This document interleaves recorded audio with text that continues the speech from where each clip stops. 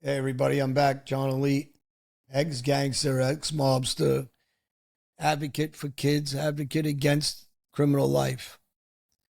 We'll talk about incarceration, prison, jail, the truth behind what nobody wants to talk about, the suffering of an everyday inmate, not just while you're in jail, but when you come home from jail.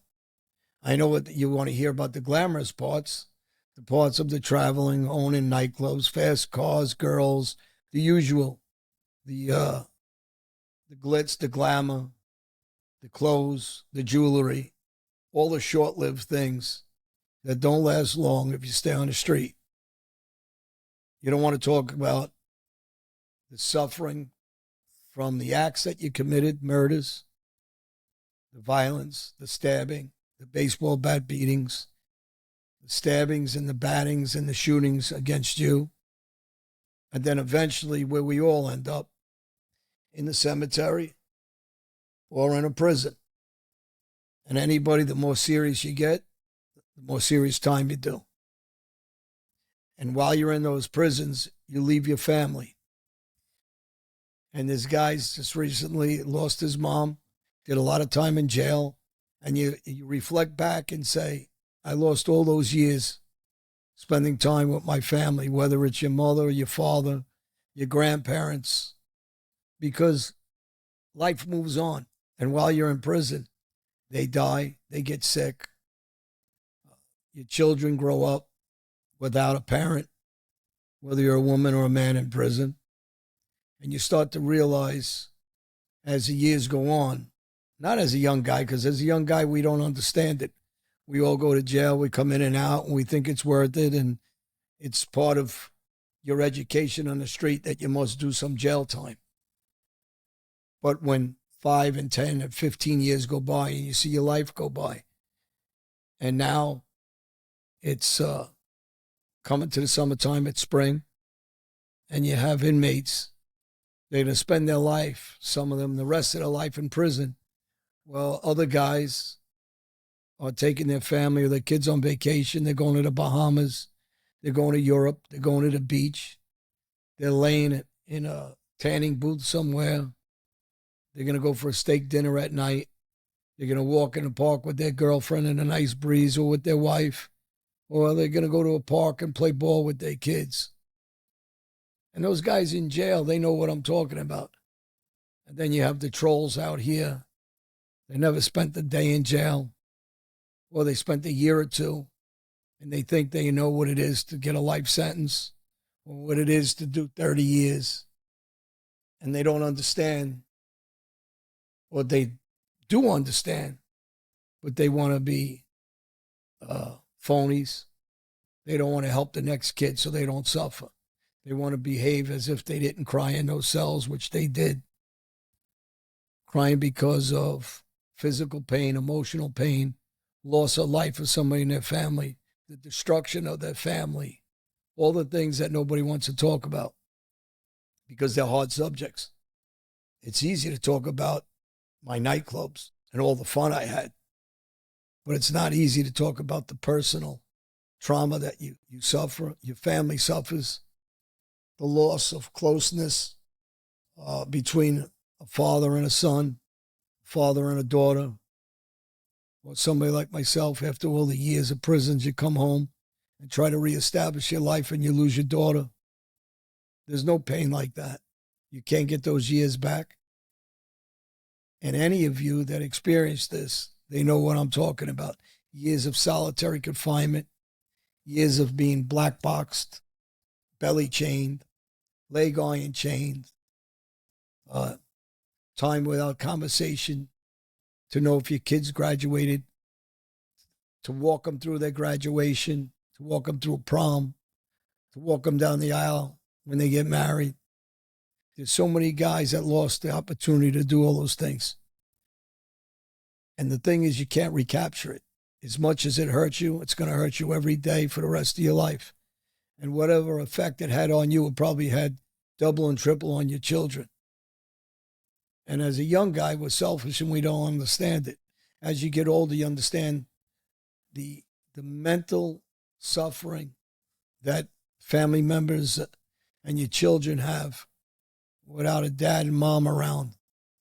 That's the subject you got to talk about. So when I wrote my book, Prison Rules, and Nick Christopher helped me write that, co-authored it, and we discuss some of those details. And you talk about things like taking a shower. And you have guys like now, jailhouse calls that I'm not taking because we're on studio.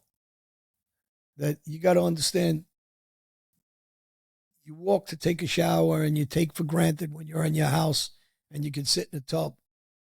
But when you're in prison, you wear shower shoes because guys are pissing in the shower, shitting drugs out in the shower, whatever else is going on in the shower. A simple thing like a shower. You can't even take that in comfort.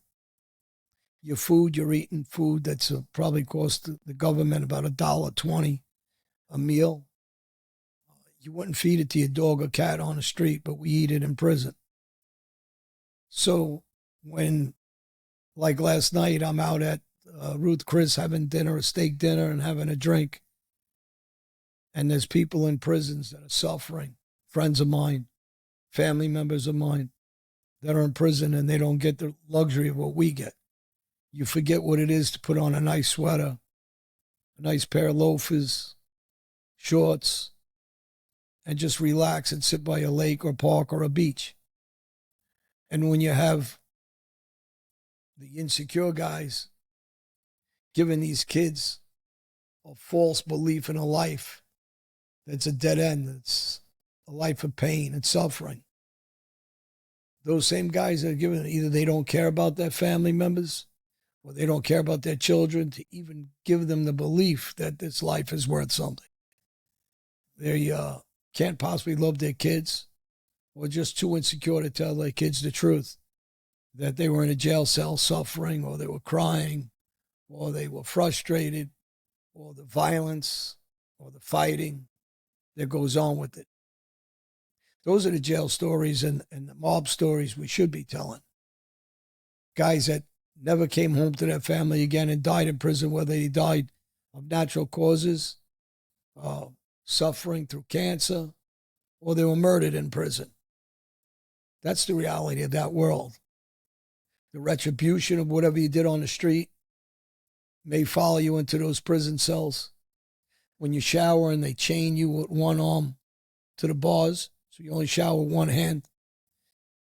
When you got to take a shit and they won't give you toilet paper to go to the bathroom. When you have some idiot insecure guard that's trying to abuse you and give you a direct order to pick something up and you tell him to go fuck himself, so they put you back in solitary confinement so you can't talk to your family again. When somebody you love on the street has cancer, is suffering from another disease, you can't see him. When you have a family member that's murdered on the street, car accident on the street, and you can't make the phone call to them, never talk to them again, or while they're in the hospital fighting for their life, you can't have a conversation with them, or you can't possibly be a father from 300 minutes on a telephone a month, or an email with the new technology, and you try to lie to yourself and believe that you're a father or a mother from jail, just doesn't work. That's the reality of prison that nobody wants to talk about. So where's the glamour in that? Where's the father or mother in that? What'd you do to your kids in that? And the insecurities of the guys that pretend they were gangsters on the street, never did no time, never did no real crime.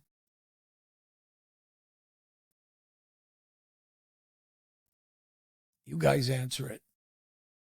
Because you know you're full of shit, the life's no good. I just happen to talk straight. Most people don't. You want to hear more about jailhouse stories? We'll continue it on the next episode. Thanks, everybody, for listening. I hope you take the right path, whoever's listening to this that's working or going to school. And if you're not, change your life before you go to jail and ruin your life. See you all on the next episode.